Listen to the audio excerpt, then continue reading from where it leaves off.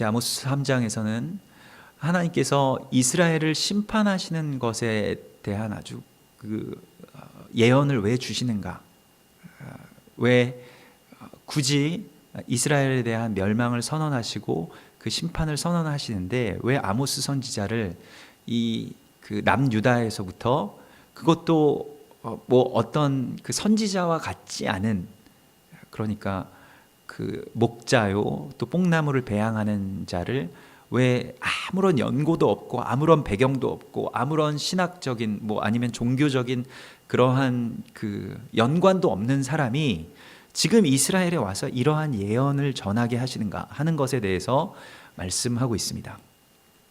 먼저는 아주 굉장히 독특한 그 하나님의 관점인데요. 하나님께서 이 심판을 하시는 것에 대한 이유가 출애굽에서부터 기인한다 라고 하는 것입니다. 거기에서부터 시작되었다라고 하는 것입니다. 그게 무슨 말씀이냐면, 이스라엘 백성들이 지금 이제 수백 년이 흘러서 그 출애굽했을 당시의 그 일들이 그냥 전설처럼, 그러니까 어떤 신화와 같이 그 일들을 그냥 알기는 다 아는 거예요. 어렸을 때부터 뭐 옛날 얘기 듣는 것처럼 다 알지만 우리가 무슨 뭐 주몽설화 이런 걸 듣는 것처럼 그냥 그 자체에 아무런 감동이나 감흥이 없습니다.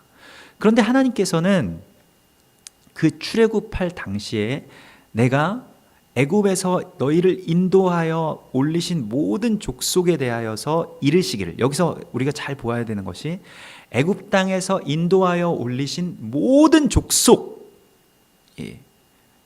말을 하고 있습니다. 그 출애굽할 당시에 출애굽기에 보면 모든 잡족들이 그렇게 오는 것을 보죠. 그것은 이제 우리가 뭐 잡족으로 그렇게 번역하는 것은 조금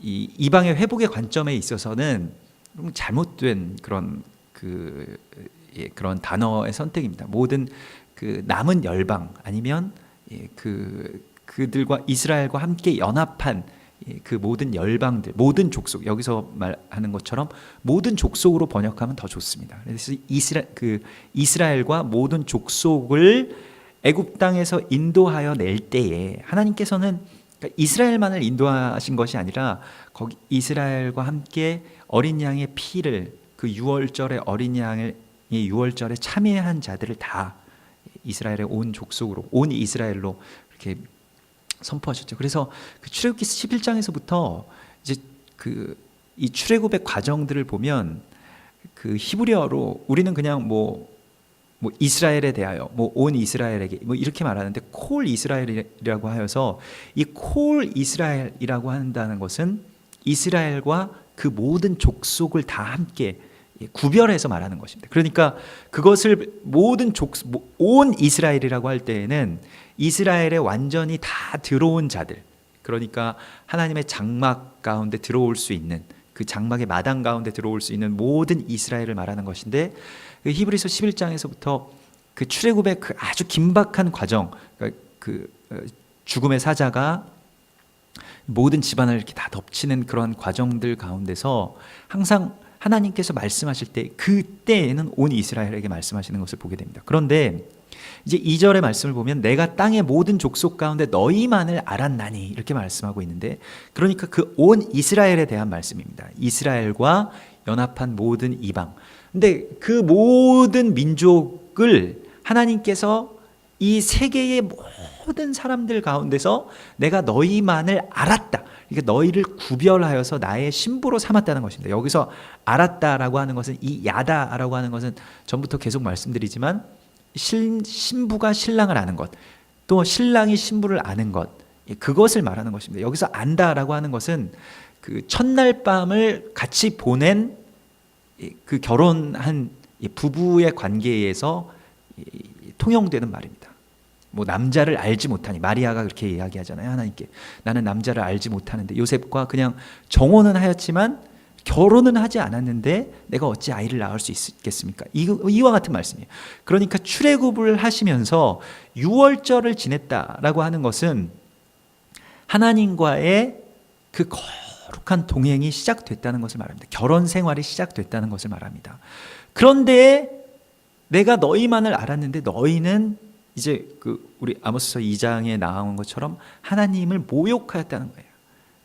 하나님의 신부로서 하나님도 우리만을 알고 우리도 하나님만을 알아야 되는데, 하나님의 신부로서 하나님만을 안 것이 아니라 음란하게 다른 바알을 섬기고 또 아세라의 신전에 가서 그 성전의 창기들과 함께 즐기고, 그러한 가운데 탐욕과 자기 이기주의 가운데서 많은 사람들을 수탈하고 또 압제하고 빚쟁이로 만들고, 그리고 그들이 조금 기다려주면 빚을 갚을 수도 있음에도 불구하고 그것보다 노예로 팔아넘기는 것이 더 값을 더 많이 받는다면 기다려주지 아니하고 빚을 갚을 능력이 있는 사람도 데려다가 노예로 파는, 그러한 일들을 자행하고 있는 이스라엘에 대하여서 하나님께서 이제 분노하십니다. 그래서 주님께서 그러므로 내가 너희 모든 죄악을 너희에게 보응하리라. 이스라엘 백성들이 지금 가지고 있는 결정적인 오류는 무엇이냐면, 아모스 선지자가 북이스라엘에 대하여 예언하기 전에 가졌던 결정적인 오류는, 하나님께서 우리를 택하신 선민이기 때문에, 우리는 택하심을 받은 족속이기 때문에 하나님이 다른 민족, 다른 이방의 저 야만인들, 뭐 아수르나 또 애굽이나 또 바벨론이 우리를 멸망시키게 하도록 내버려 두시지는 않을 것이다. 이와 같은 믿음을 가지고 있었어요. 그 믿음은 하나님을 신뢰하는 믿음이 아니라 자신들이 말하자면 하나님의 신부이기 때문에, 그냥 그렇기 때문에 하나님의 말씀을 지키지 않아도 된다. 지금 우리가 이렇게 살아도 죄악들이 어느 정도 있어도 하나님이 설마 우리 민족을 멸망시키시겠느냐 하는 것 때문에 그냥 막 살아가고 있다는 것입니다. 우리가 예전에 IMF가 터지기 이전에는 큰 기업들은 망하지 않는다라는 생각들을 해왔습니다. 기업들이 다. 그래서 그냥 자신들이 막 크게 확장시켜 놓은 일들이 조금 시간이 지나면 또 그들이 범죄하고 또 아주 탐욕스럽게 모든 경영들을 하던 것들에 대하여서 그것을 다 그냥 우리 크기 때문에 무너지지 않을 것이다라는 생각을 가지고 있었는데, 그것이 깨졌죠. 그래서 IMF 이후에 아주 큰 기업들, 뭐 대우그룹이나 큰 기업들이 이렇게 다 문을 닫게 되고, 그때에 우리나라가 뭔가 이 기업이나 또 경제적인 그러한 계통에서 윤리, 또 그다음에 정도, 이러한 것들을 생각했습니다. 그 이전에는 아주 그냥 편법과 또 권력과 결탁하여서 뭐 이런 저런 일들을 해도 아무런 해가 되지 않는다라는 생각들을 해왔던 것이 또한 그 이전의 기업들의 모습인데, 그와 마찬가지로 이스라엘은 지금 이스라엘 백성들이 하나님께서 출애굽으로 말미암아서 애굽에서 건져주시고 또 말씀을 주신 유일한 민족이기 때문에 멸망하지 않을 것이다. 이 생각 가운데서 이제 범죄하는 것입니다. 그러면 우리가 생각할 때, 우리가 이제 결혼을 했기 때문에 우리의 배우자와 나의 배우자와 나의 사이는 다른 사람보다 굉장히 특별한 관계로 이제 완전히 계약적인 관계로 맺어졌기 때문에 이제 나는 아무렇게나 살아도 괜찮다. 말하자면 저 사람은 나의 소유이다. 그렇게 생각해 왔던 것이에요. 그러나 사랑의 관계 가운데도, 여기서 아는 관계, 서로 그렇게 함께 동행하는 관계 가운데에서 우리가 해야 될 것은 서로에 대한 더 깊은 신뢰와 충성이죠. 그래서 하나님께서 말씀하신 것 같이, 그러므로 맡은 자에게 구할 것은 충성이니라고 주님께서 말씀하셨는데, 그 충성을 하지 아니하고 그냥 우리가 맡았기 때문에 이제 끝났다는 것이에요. 그냥 우리는 이 세상 가운데서 막 살아도 되는 것이라고 생각해 왔다는 것입니다. 근데 여기에 대해서 하나님께서 심판하신다고 말씀하십니다. 그러므로 주님이 오늘 우리에게도 말씀하시는 것은, 우리의 처음 사랑을 회복하고 그 가운데로 다시 돌아가라고 하는 것입니다. 이 첫사랑 가운데로 매일매일 우리가 돌아가서 그 구원의 감격, 또 나를 구원해 주셨을 때의 그 떨림을 우리가 잊는다면 그냥 이 모든 것들이 아주 식어버린 사랑으로 차츰차츰 우리가 메말라갈 것입니다. 그러니까 하나님과 나와의 관계를 어떠한 이익 관계로 그것을 치부해 버리게 되면 이런 문제가 생기게 됩니다. 그러니까 예배 없는 언약은 굉장히 위험한 것이에요. 이스라엘 백성들이 하나님을 사랑하지 않음에도 불구하고 언약은 붙들었어요. 그러면 어떻게 되냐? 그럼 반드시 심판을 받게 되어 있습니다. 언약이라고 하는 것은 사랑의 관계 이후에 일어나는 일들입니다. 우리가 하나님께 사랑을 고백하면 주님께서는 우리에게 언약을 주십니다. 그런데 이스라엘 백성들은 언약을 먼저 붙들고 사랑은 없었어요. 그리고 베드로의 인생을 잘 살펴보시기 바랍니다. 베드로가 예수님께 공언을 합니다. 예수님이 어디로 가시든지 나는 죽기까지 예수님 따르겠습니다. 나는 절대로 예수님 배반하지 않겠습니다. 언약을 먼저 붙든 거예요. 그렇지만 베드로는 예수님을 3번 부인하고 맙니다. 그러나 예수님께서는 그러면 베드로에게 언제 언약을 주시느냐? 베드로가 사랑을 고백했을 때, 주님, 내가 주님을 사랑하는 줄을 주님께서 아십니다 라고 했을 때 주님께서는 내 양을 먹이라 이렇게 말씀하시는 것이에요.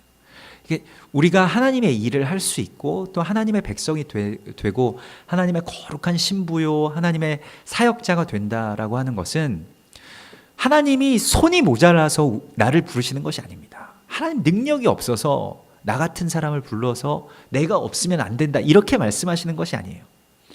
하나님은 단지 내가 너무너무 하나님을 사랑하는 관계고 하나님이 나를 너무너무 사랑하시기 때문에 우리가 함께 하나님과 함께 이 일들을 이루어 가기를 원하실 뿐입니다. 그래서 우리는 항상 그렇게 다윗과 같이, 다윗은 하나님의 왕이었지만 왕이 얼마나 할 일이 많습니까? 그런데 그 일 때문에 하나님께 나아가지 않았어요. 하나님께 나아가는 것이 모든 국정의 모든 일들보다 훨씬 더 우선이었습니다. 우리가 흔히 정치인들이 하나님을 믿고 또 하나님께 나아가고 하나님 믿는 정치인들도 있지만은 그러나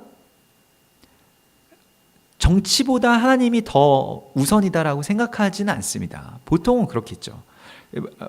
무슨 대단한 일을 하는 분들 있지 않습니까? 대단한 돈을 벌고 대단한 사역을 하고 대단한 일들을 하는데 그것을 예배하기 시작하면 하나님과의 관계가 멀어지기 시작하면 일순간입니다. 많은 사역자들이 바로 이 지점에서 넘어지는 것이에요. 일이 굉장히 커지고 그 일이 잘 되게 하기 위해서 내가 하나님께 나아가기 시작하면 그때부터 메말라가는 것입니다. 설교자들도 마찬가지, 목회자들도 마찬가지입니다. 단지 설교를 하기 위해서 성경을 보기 시작하게 될 때, 그냥 하나님의 말씀을 사모하거나 또 하나님과 교제하기 위해서 나아가지 않고 해야 할 일들이 많잖아요. 설교도 해야 되고 전도도 해야 되고 부흥도 시켜야 되겠고 뭐도 해야 되고 뭐도 해야 되는데 그 일들이 더 우선이 돼서 하나님께 기도하기 시작할 때 금방 메말라가는 것입니다. 이스라엘 백성들이 그러하였어요. 하나님을 다 잃은 것은 아니에요. 그렇지만 하나님과의 그 동행, 그 진지한 사랑과 서로에 대한 사랑의 관계 안에서의 책임 의식들이 다 없어졌습니다. 하나님이 어떻게 되든 나는 일만 잘하면 된다. 이렇게 나아가게 되면 그것이 아주 큰 틈이 되어서 큰 시험 가운데 들어가게 되고 그 유혹과 미혹을 이겨낼 재간이 없는 것입니다. 그러므로 우리는 그 첫사랑을 회복해야 되겠습니다. 그런데 그 첫사랑을 회복하는 것은 예배를 통하여서 하나님 앞에 나아가서 하나님께 늘 고백하고 또 나의 언어와 또 나의 말을 넘어서는 노래로 하나님을 노래하고 그 신령함 가운데서 나를 향해서 고백하시는 하나님의 그 사랑의 고백의 언어들을 내가 들어야만 됩니다. 근데 그런 그 들음이 없이 이 예배 가운데서 또 그런 들음이 없이 그냥 내가 뭘 원하는 것이 뭐고 지금 해야 되는 일은 뭐이고 또 앞으로는 어떻게 돼야 되겠고 이렇게 되다 보면 이제 결국에는 이스라엘처럼 넘어지게 된다는 것입니다. 그래서 주님께서는 아모스 선지자를 통해서 가장 처음 이렇게 이스라엘이라는 민족과 그 온 이스라엘이라는 이 그 콜 이스라엘이 하나님과의 사랑이 시작된 지점으로 다시 돌아가기를 원하시는 것입니다. 심판의 이유, 멸망의 이유는 바로 거기에서부터 시작됐다라고 말씀하시는 것이에요. 그래서 주님께서는 이제 말씀하십니다. 오늘 7절에 보면 주 여호와께서는 자기의 비밀을 그 종 선지자들에게 보이지 아니하시고는 결코 행하심이 없으시리라. 이것이 예언서의 아주 중요한 개념인데요. 하나님께서 그 종 선지자들에게 먼저 보여주셔서 그 이상, 그 보여주신 말씀을 다 알게 해주십니다. 그런데 지금 아모스 선지자라고 하는 정말로 배경도 없고 신뢰할 만하지도 않은 이 선지자의 외침을 듣는 사람들이 있어요. 그 사람들을 위해서 보내시는 것입니다. 대부분은 듣지 않죠. 거의 아마 1000명이 있었다면 999명은 듣지 않았을 것입니다. 그런데 한 명이 있는 것이에요. 그 한 명을 위해서 보내심을 받는 것입니다. 선지자는 그러한 것입니다. 그래서 너희는 때를 얻든지 못 얻든지 나의 말씀을 증거하라고 하셨을 때에 이 사람이 그 한 사람인지 우리는 알지 못해요. 대부분 우리가 전도하면 다 거절당하죠. 대부분 선교지에 나가서 선교를 하면 다 외면합니다. 그러나 1000명을 선교하면 한 사람이 있다면 그 사람을 위해서 하나님은 나를 보내시는 것이에요. 한 사람이 중요하거든요. 그 한 사람이 천하를 얻는 것보다 낫다라고 말씀하시기 때문에 그렇습니다. 그런데 오늘 그 종 선지자들에게 말씀하셔서 지금 그 종 선지자를 이스라엘에 보내셨는데 다 이 사람의 말을 그냥 외면하고 그냥 다 지나고 무관심이고 때때로 어떤 사람들은 반응을 하긴 하는데 분노하고 너희 나라로 돌아가라 이렇게 아모스 선지자에게 미치광이 취급을 한다는 것이죠.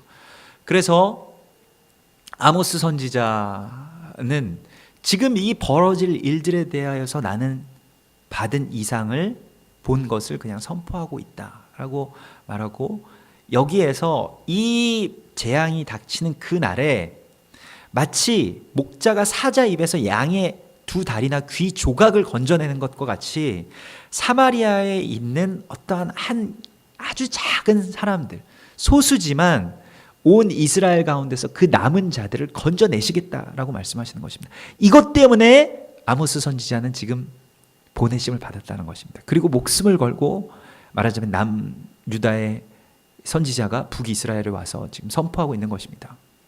우리는 대부분 다 예수를 믿는 자들도 모든 온 교회도 마지막 때가 가까이 왔고 그래서 우리가 이 마지막 때에 예수의 다시 오심을 위해서 무엇인가를 해야 한다라는 것에 대해서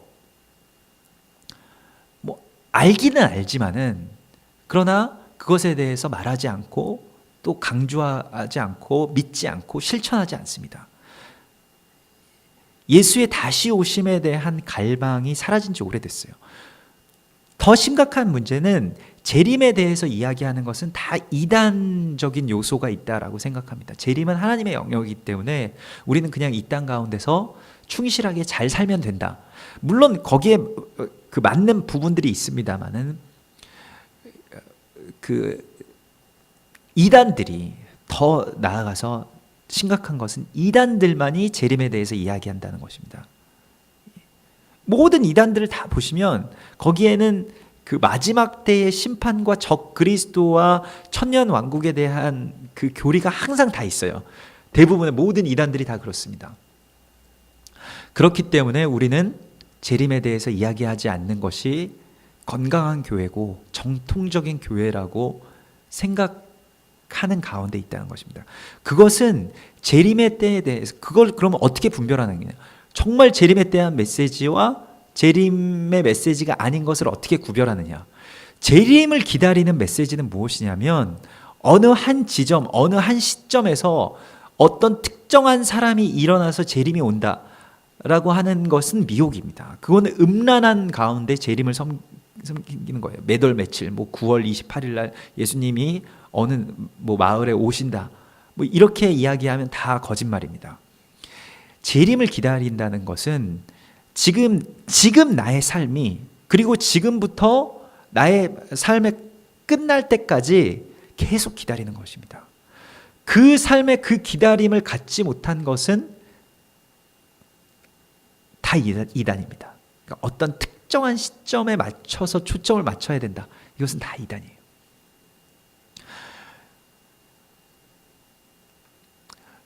재림에도, 예수의 다시 오심에도 그 남은 자들의 관점, 그러니까 하나님을 사랑하고 정말 예수님이 너무너무 그리워서, 예수님이 너무너무 사랑스럽고 너무너무 뵙고 싶은데 예수님이 지금 이 땅 가운데 오시지 못하는 것에 대한 안타까움, 그것으로 예수님을 기다리는 것이지, 예수님이 어느 날 오셔야 모든 일들이 일어나고 그때 우리만 싹 구원을 받는다, 이거 아니라는 것이죠.